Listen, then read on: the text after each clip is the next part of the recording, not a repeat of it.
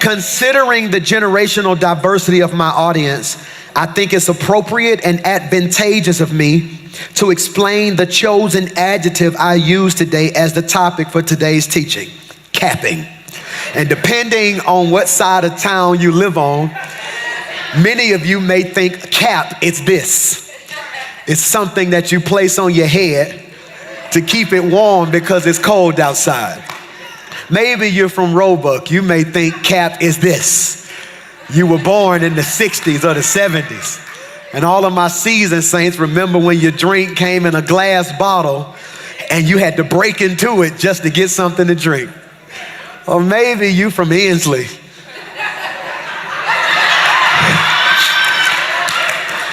And you a bust the cap. And the hood saint said, no, you a bust the cap. You don't play no games. You wish somebody would. But I want to say although all of those are correct, they are just inaccurate for today's teaching. However, for the purpose of this presentation, I want to inform some of us and remind others of us that cap or capping is an urban euphemism that refers to overselling yourself, bloviating, lying, or exaggerating. When somebody's capping, they're doing the most over something that ain't even that deep. Therefore, when someone says no cap, they are suggesting that they are not lying, they are telling the truth, that they're for real, for real. And as I contemplated the concept of capping, I see how it is relevant to this series of sermons on faith that I'm teaching. And it makes me realize that the strength of your faith rests in the credibility of the person who your faith is in. The strength of your faith rests in the credibility of who your faith is in. Can I submit to you today that two people can say the same thing and you will walk away feeling like one person lied and one person was telling the truth based on the character of that individual? That two people can say the same thing, but what you believe isn't based on what comes out of their mouth. It's based on the character of the individual who's saying it. And what I want you to understand is, and to people who are frustrated as to why you don't believe them, it is simply put as this: it's not always what's said, sometimes it's who says it. It's not always what's said, it's sometimes who says it. And if we're going to improve on our faith, we must improve our awareness of God's credibility. And this scripture in Numbers does that for us because it clearly communicates that with God, there's no cap. He's credible. He's dependable. He's reliable. He does not exaggerate. He cannot bloviate. He does not lie. God can't lie. And notice I didn't say he doesn't lie. I said God can't lie. The book of Hebrews puts it like this: because God wanted to make the unchanging nature of his purpose very clear to the heirs of what he was promised, he confirmed it with this oath. God did this so that by two unchangeable things in which it is impossible for God to lie. Now, I know you're looking at me tripping because Pastor Mike, you told me last week God can do all things. But God also made a choice to limit himself to the degree that he made something impossible for him. He said, I'm going to do everything, but I'm going to put a law in place that I can't lie. He says, I mean what I say, and I say what I mean. Watch this. When it comes to God, there is no cap. So when I told you no weapon formed against you shall prosper, I meant what I said. No cap. When I said you're the head and not the tail, the lender and not the borrower, above and not beneath, I meant what I said. That's no cap. When I said your children shall be blessed, and they shall be blessed in the city and blessed in the field, blessed when they come and blessed when they go. Pastor Mike, I'm struggling. Delay is not denial. You may not have it now, but if I said it, it's coming. That's no cap. I'm going to catch somebody. When I told you in Ephesians 3:20, I said, now unto him who is able to do exceeding and abundant above all that we ask or think, according to the power that works within you, that was no cap. When I told you in Psalms chapter 30, verse 5, for his anger is but for a moment, here it is, but his favor is for a life. Get ready to shout. And weeping may endure for the night, but joy is coming in the morning. That was no cap. And many of you are sitting in here after 20 days of powerful fasting and praying. The greatest thing the devil has been doing to you for the last 7 days is trying to plant doubt in your mind. That fast didn't work. You went on a hunger strike. That wasn't a fast. You gave and you still ain't seen a miracle. I've been getting testimonies. I've been getting report that lupus has now been dissipated. Cancer can no longer be fined. Debts have been paid. My credit score jumped by 15 points. Look at God. I'm trying to tell you that although it may not have happened yet, God said it. It means it's on the way. God can't lie. And in developing your faith, you will have to fight doubt. And the revelation, this revelation is your weapon against doubt. What revelation is that, PMJ? Because for many of you, doubt, please take good notes, doubt shows up in the form of questions. Doubt shows up in the forms of questions. I'm gonna catch you, okay? Can this happen for me? Will this happen for me? Who has this happened for who looks like me? So then you go to the devil that I call Google, and you start Googling, can somebody do this? Has it happened before? Type in someone who started a successful business without funding. And because you can't find the example, you become doubtful when you don't realize you are the example you're looking for. What if you can't Google it because God's trying to make you who people gonna Google? I don't think you heard what I just said. God said, my hand is on your life, and you need proof when you're the proof people are going to turn to. He said, I take the foolish things of this world to confound. In other words, I'm going to always take stuff that look crazy and make it into something incredible so the world can't ever figure me out. He said, I'm going to take a nobody who everybody know they mess about, flip their life and make them somebody so they can sit back and say, it must have been him who did it. So as we strengthen our faith, I need you to strengthen your faith. As we strengthen our faith in all things, we strengthen our faith in this one thing.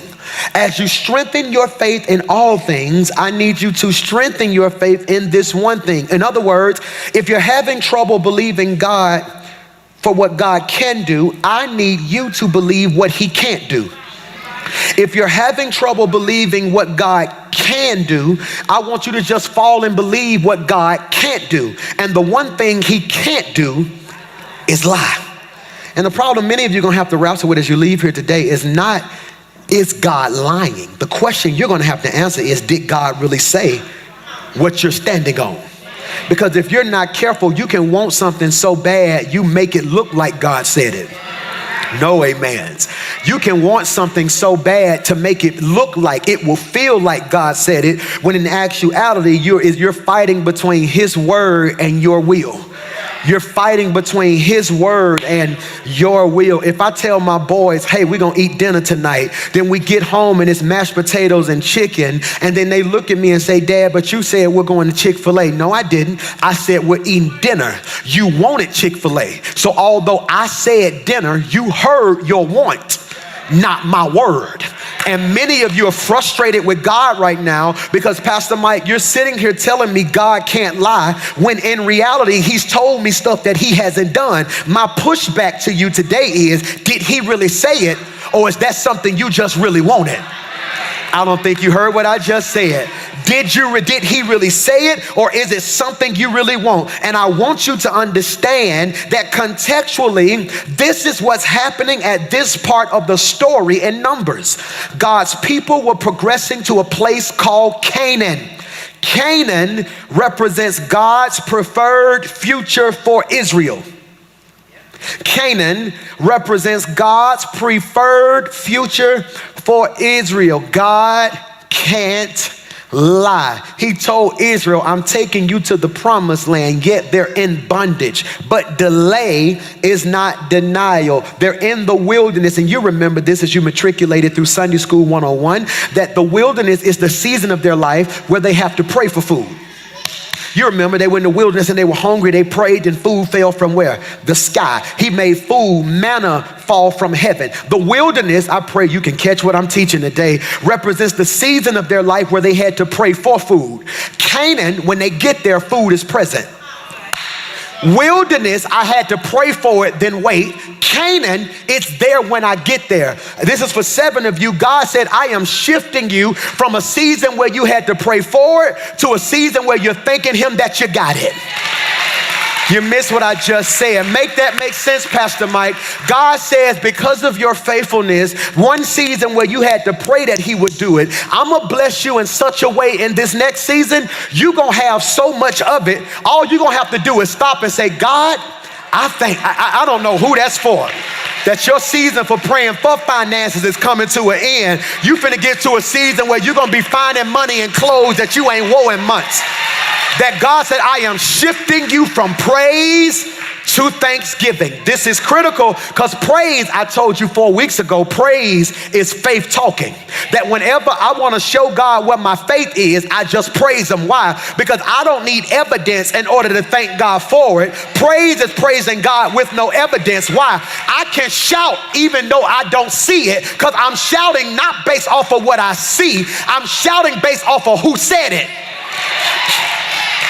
So hear me, what you prayed for in the last season, you're getting ready to have so much of it in this season, you just gonna have to thank him for it. They're on a journey that they get to a place called Moab.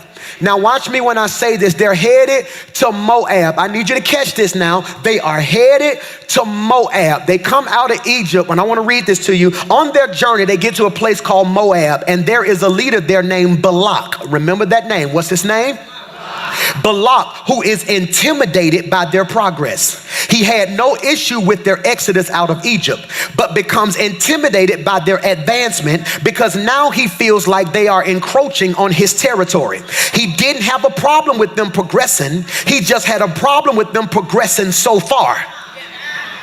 All right, okay, y'all don't got it. Let me make it make sense, okay? So the children of Israel are in Egypt, right? They're in Egypt. So think about this. They on Facebook, right? They on Facebook and they type on Facebook, hey, we in Egypt. Pharaoh is mean. He beating us. He whooping us. This don't make no sense, all right? So then Balak puts in the comments, that ain't right. I'm praying for y'all. God gonna favor y'all. Stay faithful. He gonna show up, all right? Then all of a sudden, Moses goes into the comments. He says, hey, stop tripping. I'm on the way, all right? So then Balak clicks Moses' page, and Moses' profile page says, hey, I was chilling in the woods, chilling, minding my business. A tree caught on fire. I heard Jesus talking to God, talking to fire. He told me to go tell Pharaoh, let my people go. Boom. Next post, hey, Israel, I'm on the way. Don't have a car, but I'm walking. But when I get there, it's on and popping. They in work now like, hey, have y'all seen Moses post? Who's Moses? I don't know who Moses is. He's some dude who headed this way. Go like it. Moses get 2 million likes. Boom, boom, boom, boom, boom. All of a sudden, the children of Israel post, Moses here. He just told Pharaoh, let my people go. Balak go in the comments, look at God. That's what I'm talking about. God finna do it for y'all. It's finna happen. It's finna happen. Pharaoh puts in the comments, y'all ain't going nowhere. Matter of fact, work harder and do what you gotta do.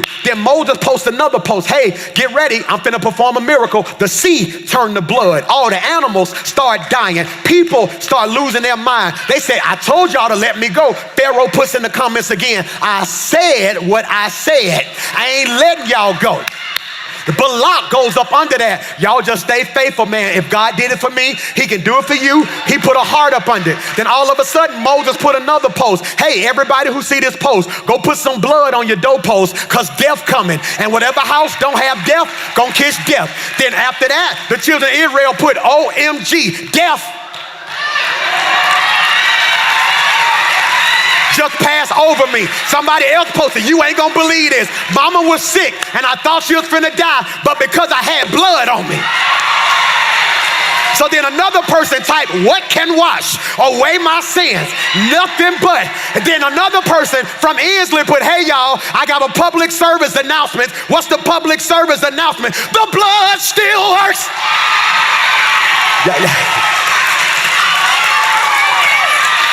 So Facebook going crazy, all right? So then Pharaoh like, hey, Moses, if you read this, come see me. Moses goes and sees him. He says, whatever you got to do, take them people out of here. Then all of a sudden, they posted, oh my God. It's right there on Facebook. He said, oh my God, we free, y'all. They done let us out. Oh my, see, it's right there. Look what children of Israel posted.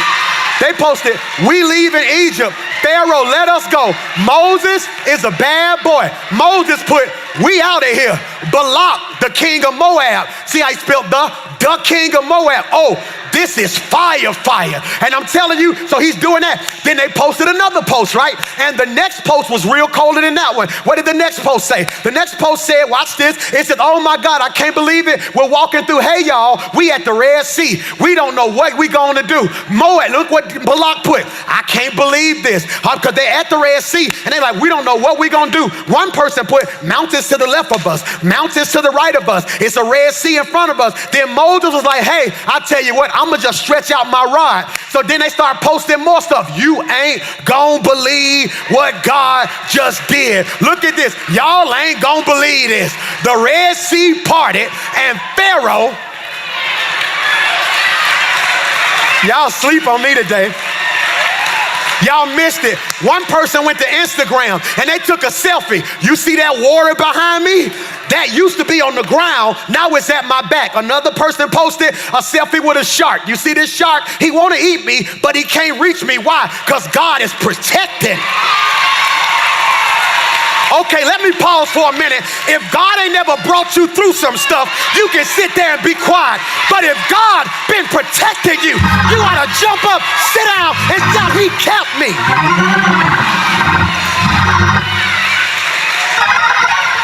All right. So watch this now. So look at, he's like, y'all ain't gonna believe this. Pharaoh did so-and-so and Pharaoh drowned. So all of a sudden, what did he do? He liked it and he sent the thumbs up. Now he's saying, hey y'all, we walking through the wilderness. Everything going good. We chilling and relaxing. Now Balak puts it on the screen. I want them to see these posts so they know I'm not lying. Look what he says. Y'all ain't gonna believe this. The sea parted and Pharaoh drowned. He like, boom, thumbs up. You see how the comments are changing? Then look at the next post. Let's go to the next post. They're not gonna see that all of a sudden he's tripping now. He can't figure out why it's moving like this. And he posts again. What does he say, Pastor Mike? He said, hey y'all, we in the wilderness. We rolling up on Moab. We like 45 miles from Moab. All of a sudden now they don't like anything else. What do, Pastor Mike? They don't like anything else. All they begin to do from this point on is just like it. He don't put no comments. It went from comments and prayers. You're gonna see all your haters in a minute. Comments and prayers, comments, prayers. Now he just liking stuff. That's all he doing. He just liking stuff. He frustrated, he irritated, he aggravated, and they posting out, hey y'all, didn't know how we was gonna eat. Food fell from the sky. Like. Hey y'all, don't know how we gonna drink. Water came from the rock. Like.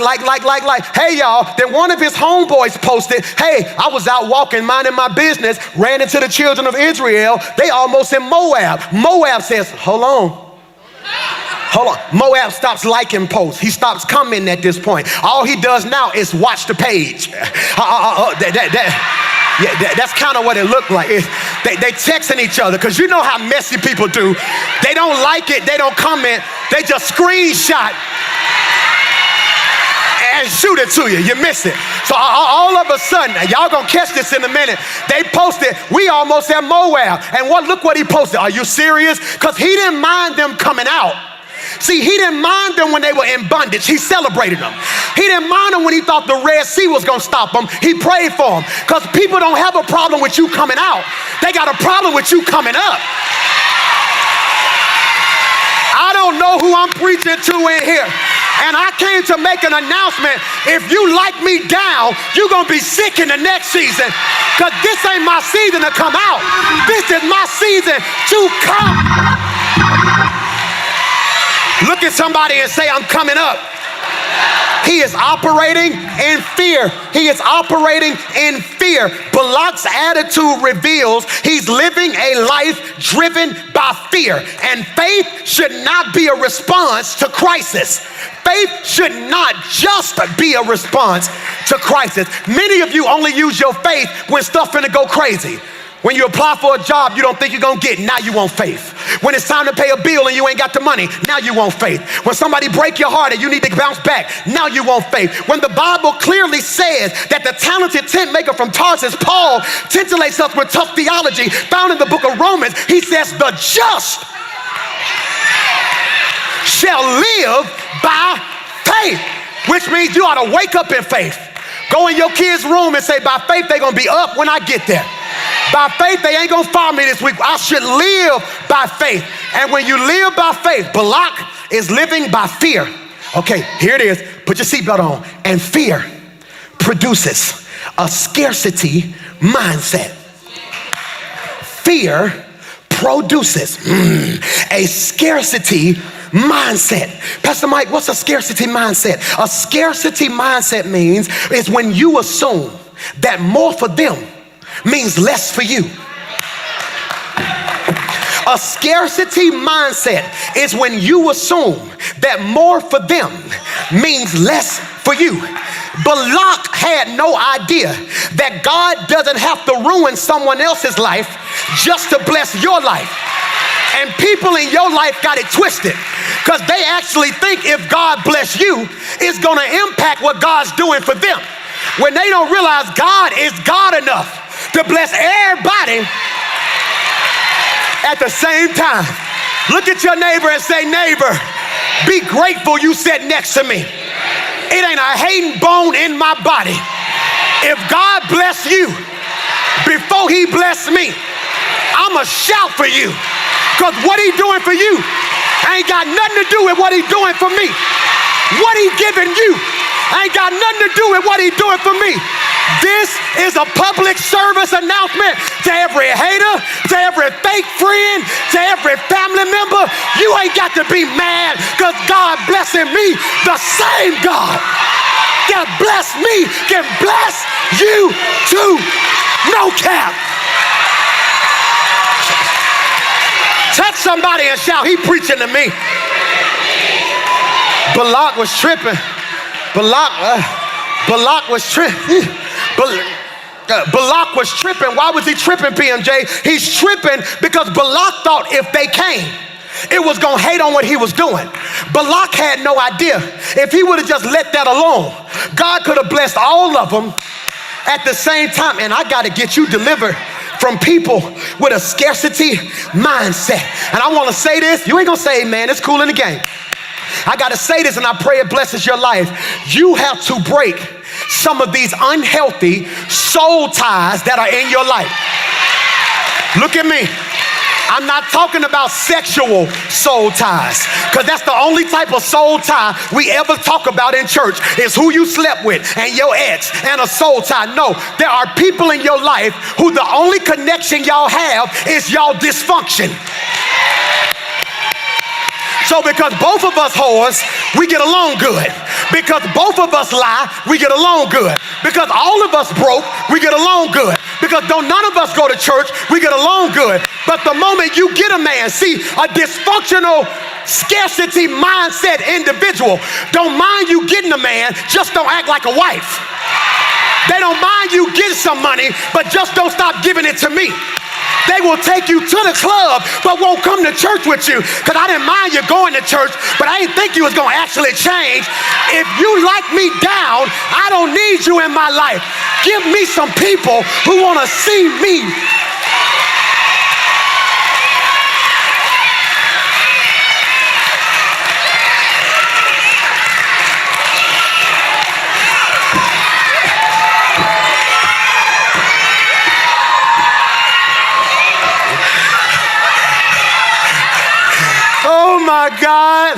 Oh my God, which is why a lot of y'all hiding your improvement. Which is why you praying in the closet. Which is why you trying to do better and you still hanging around certain people, and now when you get around them, it's like you having to force yourself to have a good time. You want to know why? It's because the healthy you and the dysfunctional you is now at odds. The dysfunctional you like, let's turn up. The healthy you like, for what? Last time we turned up, everything got turned off.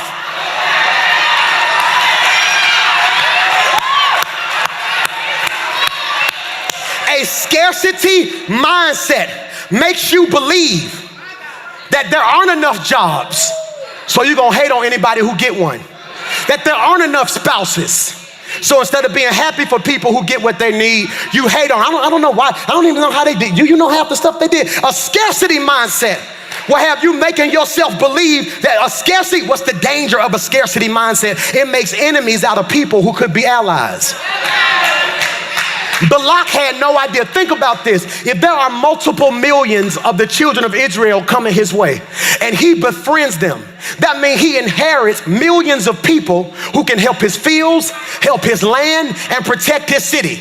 But he's so dysfunctional, he turned a friend into an enemy.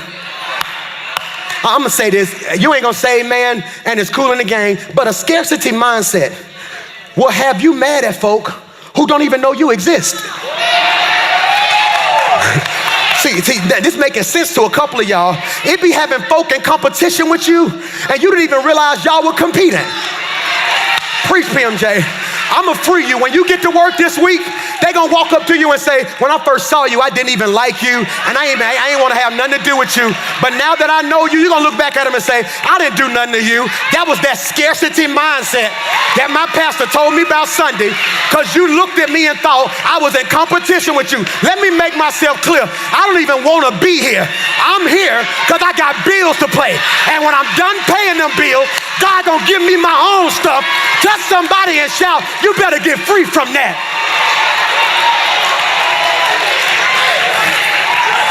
It's called, somebody shout yes. A scarcity mindset. I be having people, I had somebody call me this week. Carrie had somebody call me this week, man, it's tripping because they tried to prophesy to me and tell me it was gonna happen. Because I had people who was calling me up, man, I'm finna drop a song. Man, I'm praying for you. Man, I'm finna drop a song. Man, I'm praying for you. Man, I'm finna drop a song. Man, whatever I gotta do to help you, just let me know. And they would call me, man, how your song doing? Well, just be patient, because I'm telling you, it took me 6 years to get song. It took me 7 years. It's gonna be lonely. It's gonna be hard. Don't look for no immediate gratification. And all of a sudden we hit billboards, and it go from a call to just a text. I'm like, hey, I called you, man. Hey, I'm busy. Congratulations. Keep doing your thing. Then all of a sudden you're nominated. And all of a sudden now it go to an Insta story post. Not even a text, just congratulations, because they know that ain't gonna stay up there long. So they just leave it up there long enough for you to see it, to let everybody know that that's a whole nother story. But then they hit me up. So now I'm blowing them up, Carrie. Hey, call me. What's going on? And it hit me like a ton of bricks. The quickest way for God to show you who is for you is for him to do something for you.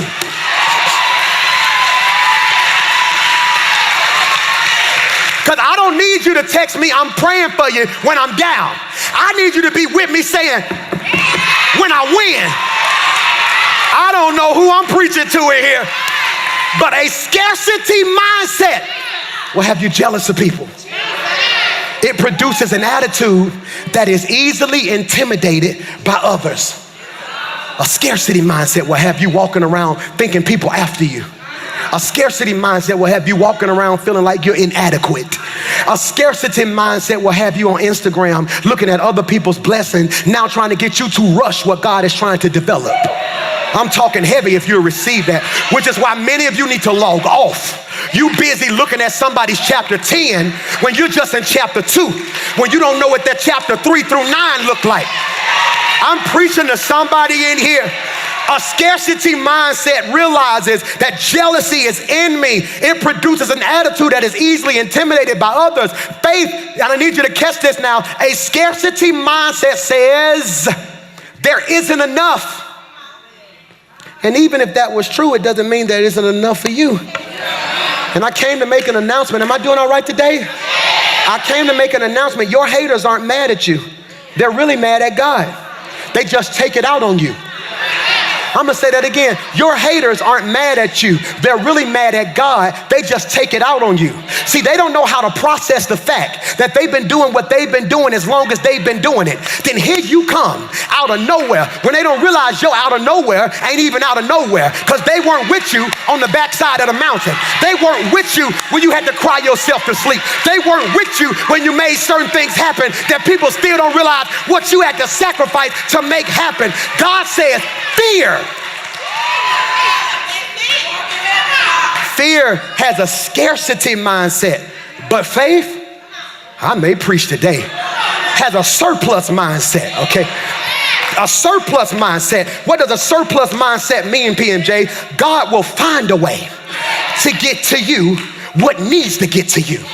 A surplus mindset means God will find a way to get to you what he needs to get to you. I'm finna have church by myself. Because here's a prophetic word for those of you who done prayed, fasted, and gave. Here it is right here. Get ready because God's about to make unexpected things come from unexpected places.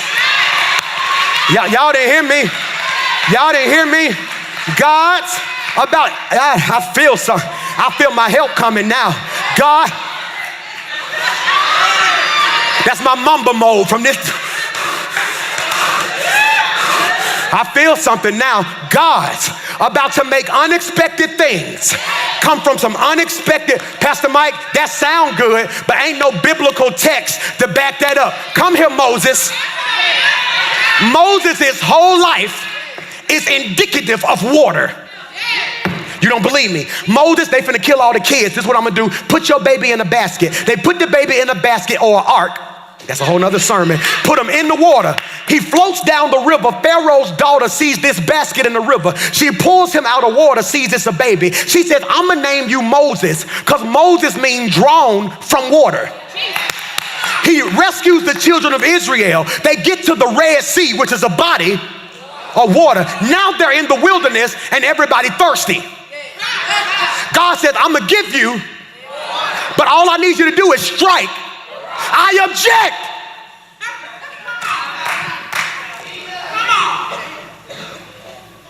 God, I want to argue you didn't make water appear in that rock. Mike, you tread lightly. You better stop. I want to argue that you didn't make water just appear in that rock. Mike, you border in blasphemy, and I'm gonna have to strike you down. Now you better cut this out. God, before you act, give me 3 minutes. Give me 3 minutes. You better hurry up. Okay, God, this is all I'm saying. I did some research. I'm listening.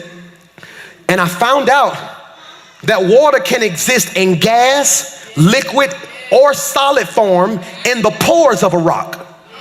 What you trying to say, Mike? So what I'm trying to get my church to realize is water didn't magically appear inside a rock, because water can be found in gas, liquid, or solid form in the pores of a rock. So when God brought water out of a rock, he was actually demonstrating that he is able to reach deep within us and pull out of the cracks and crevices of our existence that which we didn't even know was there.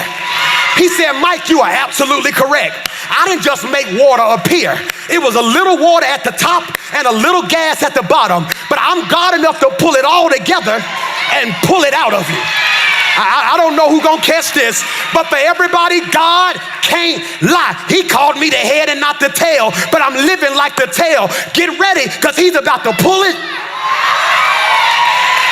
There's a millionaire in you ain't met yet, but if you be faithful, he gonna pull it out of you.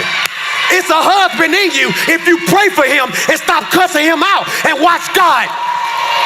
I don't know who I'm preaching to, but if you know it's more in you than you realize, and that this year, God's about to start pulling.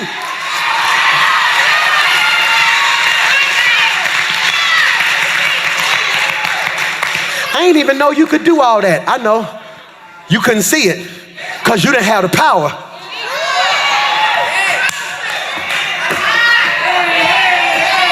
He's pulling. He's getting ready to make unexpected things come from unexpected places. Pastor Mike, that sound good. Hey, God, remember when Peter needed some money? Yeah, tell him about that story. Okay, yeah, my homeboy Peter, right? He was hungry. He didn't have no money to do nothing, right? He told God, I need some money. He said, this is what I need you to do. Go to the river. He said, no, I'm gonna go to the bank. He said, why are you going to the bank? He said, because that's where the money at. He said, no, I want you to go to the river. He said, God, stop tripping. Money is in a bank. I don't need to go fishing. I need money. He said, go to the river. I put some money. You're going to catch this in a fish's mouth, okay? Peter goes to the river. He goes fishing. Booyah. He goes, pulls the fish out, and inside his mouth is some money. Okay, God, I ain't tripping, but how did the money get there? Can I use my imagination? Go ahead, Mike, I trust you. All right, so what if God, he had a fisherman on the sea, right? He on his boat fishing, then the wind came, but I ain't tripping because who's in control of the wind? God. And then all of a sudden the waves rock the boat, right? But I ain't tripping because who's in charge of the waves? God. So God made the boat rock. When the boat rocked, his pocket shook, all right? $2 fell out his pocket, boom, hit the water, all right? I said, but God, here's why I'm tripping, because if it hit the water, it should have sunk to the bottom. He said, Mike, but I got a habit of always using fish to hold stuff. I said, God, what you talking about? He said, you remember when Jonah got in the water? He should have sunk, but I'm God enough to send something. Yeah.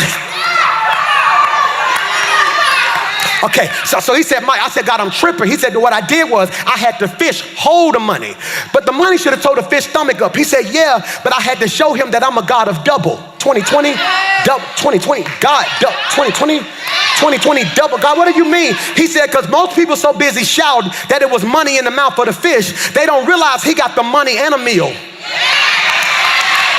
Y'all miss what I just said. Y'all miss what I just said. He needed money to go get something to eat and don't even realize he got the money and a fish. Get ready, because God said this year, I'm finna start giving you double in places you didn't even realize it. Reach over that neighbor and high five another neighbor and shout double, double. Say, everybody on this row finna walk in double this year. Double favor, double grace, your finances gon' double, your joy gon' double, your influence gon' double, your resource gon' double. Touch 10 people and shout double.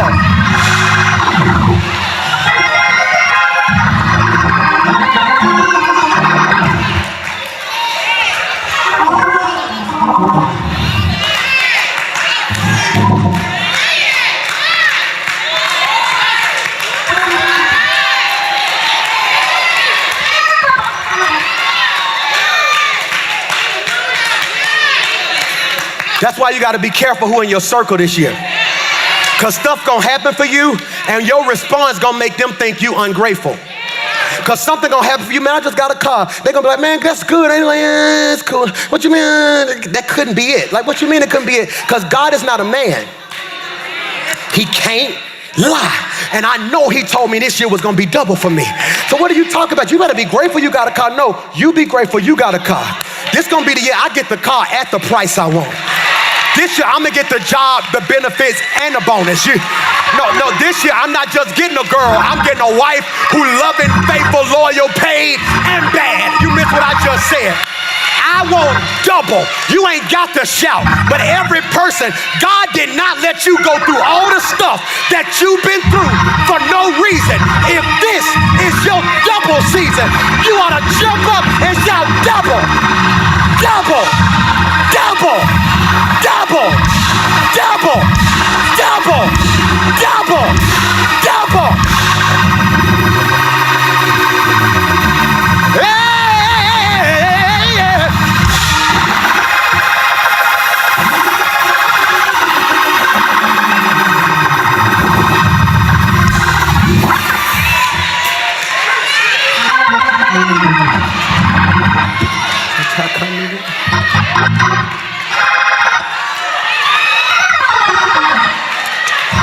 Job.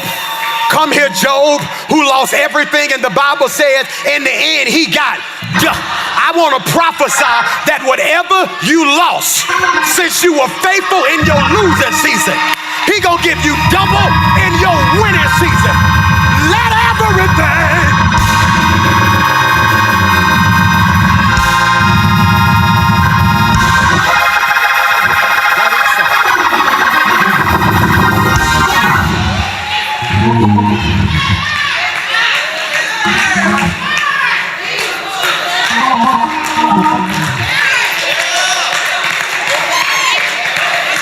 Grandmama, I'm trying to be dignified. I feel so Baptist today.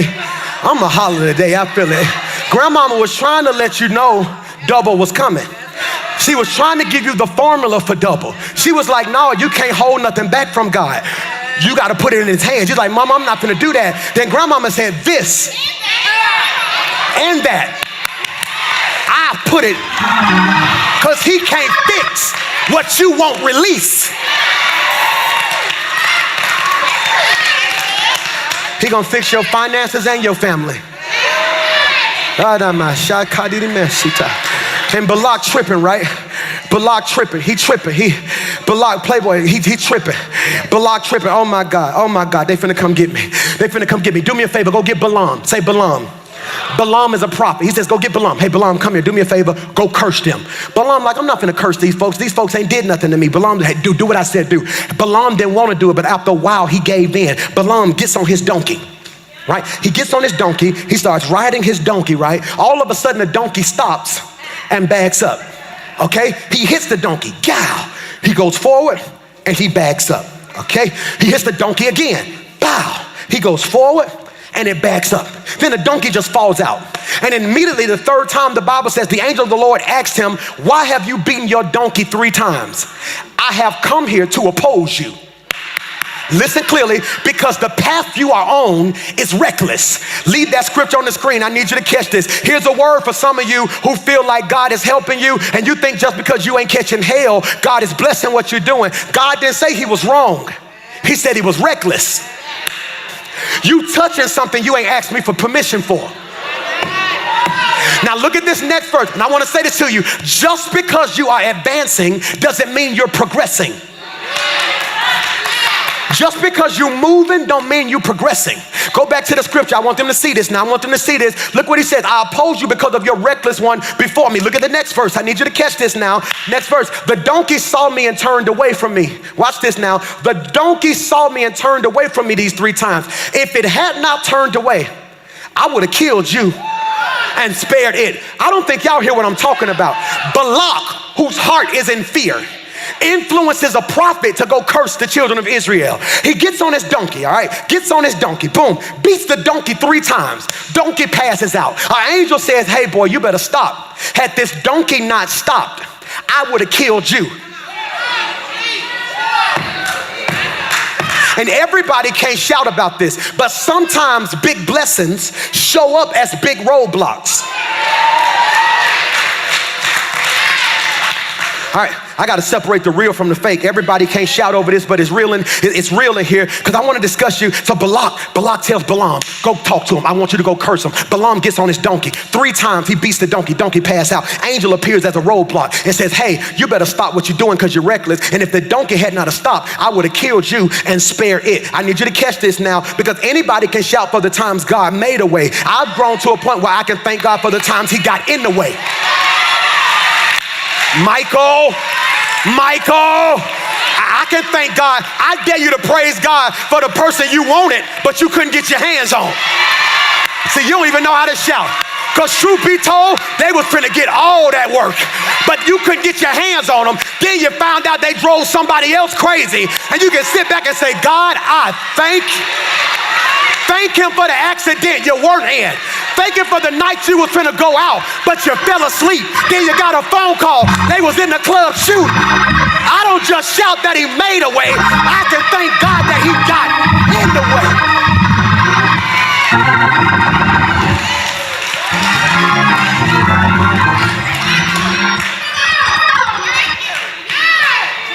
Pastor Mike, I'm trying to take my career to another level and it won't move. I'm trying to take my family to another level and it won't move. I'm trying to take my money to another level and it won't move. It may not be the devil. God may have you at a roadblock. Donkey. That's another word for a donkey I can't find right now. What's that word? So I won't go viral. Yeah. Donkey. God might be telling you to back. Because every roadblock ain't the devil.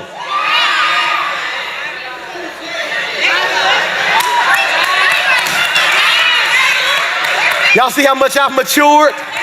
Because the old me would have preached. But every roadblock ain't the devil.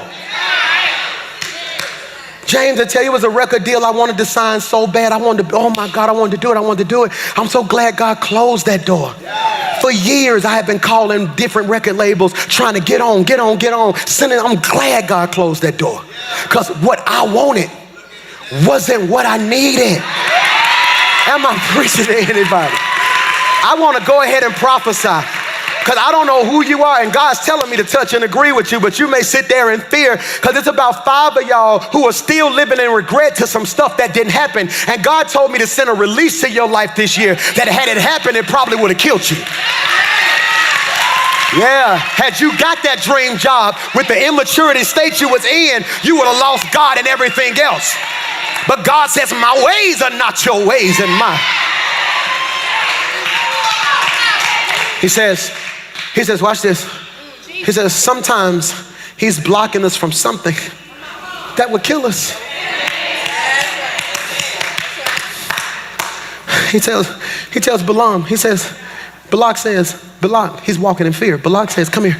He said, come here. Okay, I hear your little story about the angel, whatever. Do me a favor. Just go look at him.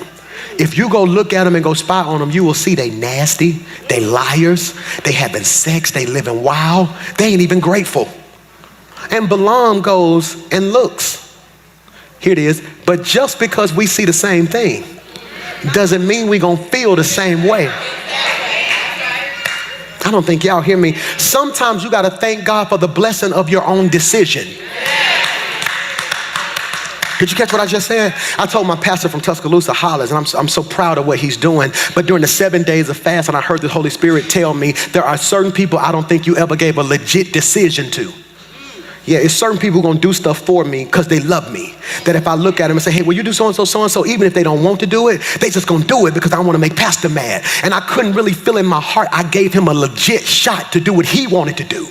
I had to send him a letter and say, hey, do me a favor, man. I was praying and fasting during Seek Week. I want to say this to you. If in your heart you want to do your own church, you can rename Rock City Tuscaloosa to whatever you want. I'm going to pay for it up until this day and make sure you got everything you need. I said, I want to make sure you get a chance to choose your destiny. See, because when you got a scarcity mindset, you think if it ain't yours, it ain't going to work. But I'm the type of person, I want everybody around me to have a choice in their destiny. He said, Pastor, no, I'm good. I'm with you. I said, I understand. I said, it was nothing you did. I said, but I just want the 40-year-old you to look back at the early something you and say, you know what? This was my choice.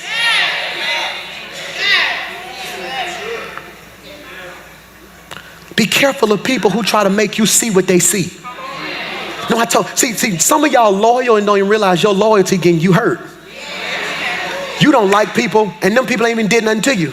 You don't like them because somebody else told you to come look at them.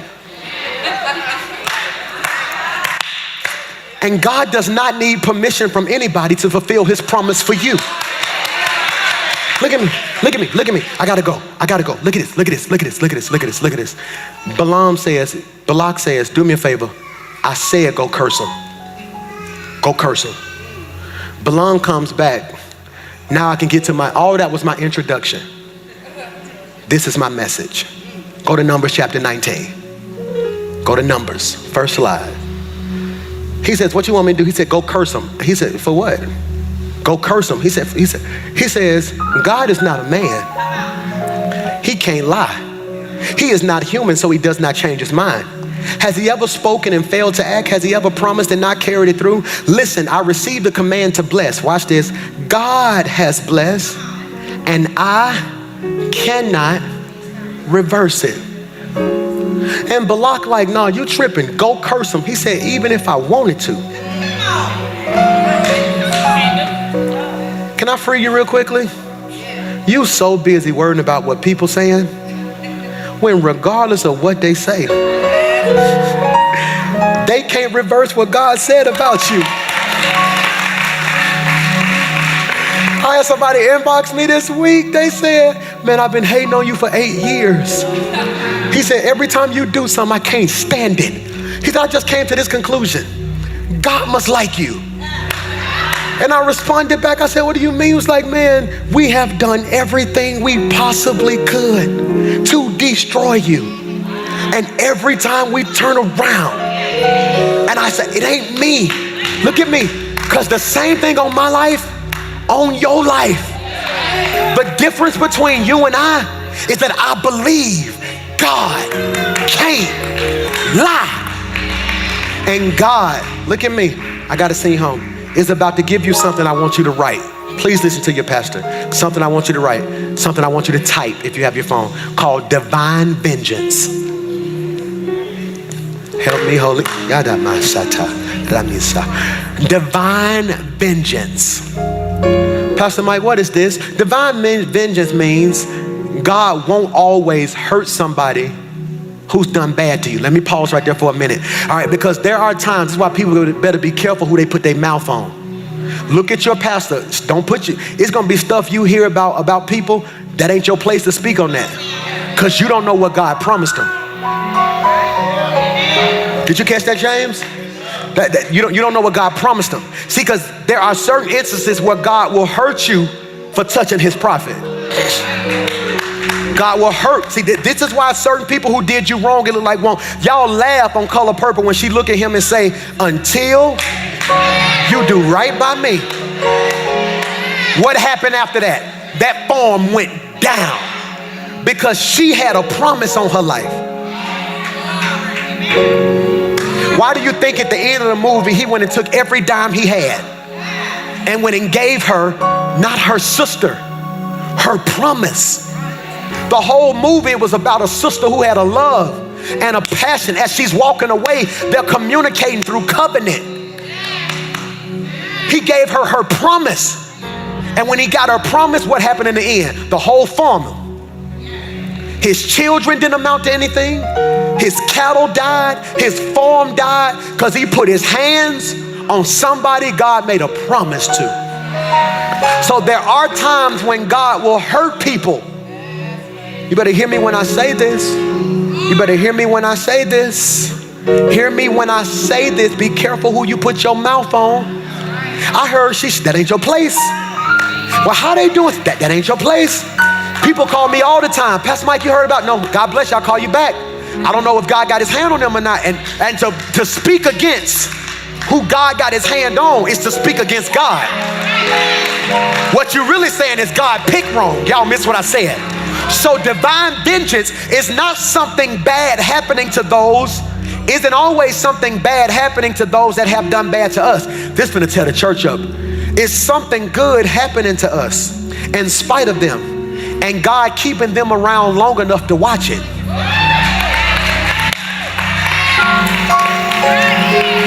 He prepares a table before me in the presence. You so busy running people off. God said don't run nobody else off. You live your life. The people who need to fall off, gonna fall off. He said, but it's certain people I'm gonna keep around. Because I need them to see what I'm finna do in your life. Okay, if I'm talking to you, you're gonna jump up with me. If I'm talking to you, no, wait. If I'm talking to you, you're gonna jump up with me. We're finna go home. Have you ever been out on a good day? I'm talking about everything right. Fit right, hair right, makeup, lashes right, jeans right, J's right, hat. You killing. And you bump into somebody from yesterday, and they sitting there with that bubble gum. Then all of a sudden they look like, hey, how you doing? Hey, I'm doing all right. All right, cool. Yeah, like you don't know nobody. Yeah, God bless you. God bless you. Then all of a sudden you walk to your little car. Then you look and they still sitting there looking. Because they thinking to themselves, I thought it was over. No, you left. The favor didn't.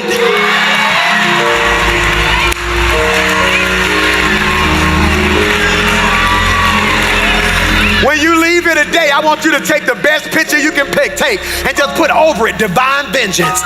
Meaning everybody who thought it was over for you, they finna get a front row seat at your come up this year. They finna get a front row seat at what God is doing. This is your season, and it may not look like it, but God can't lie.